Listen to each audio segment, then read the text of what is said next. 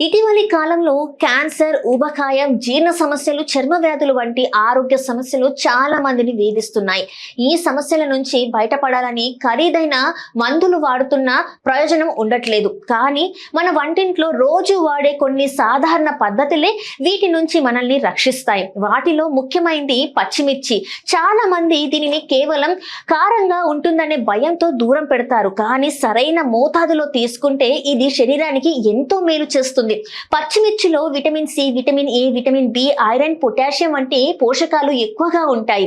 ఇవి శరీర రోగ నిరోధక శక్తిని పెంచి ఇన్ఫెక్షన్లను దూరంగా చేస్తాయి. తరచూ జలుబు, దగ్గు, అలసటతో బాధపడే వారికి పచ్చిమిర్చి మంచి సహాయంగా ఉంటుంది.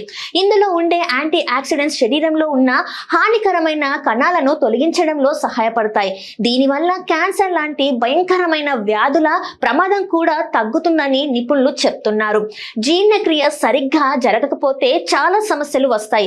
పచ్చిమిర్చిలో ఉన్న ఫైబర్ ఆహారాన్ని సులభంగా జీర్ణం కావడానికి సహాయపడుతుంది. కడుపు ఉబ్బరం, మలబద్ధకం, గ్యాస్ వంటి సమస్యలు తగ్గుతాయి. అంతేకాదు ఇది కడుపులోని మంచి బ్యాక్టీరియాను పెంచి మొత్తం జీర్ణ వ్యవస్థను ఆరోగ్యకరంగా ఉంచుతుంది.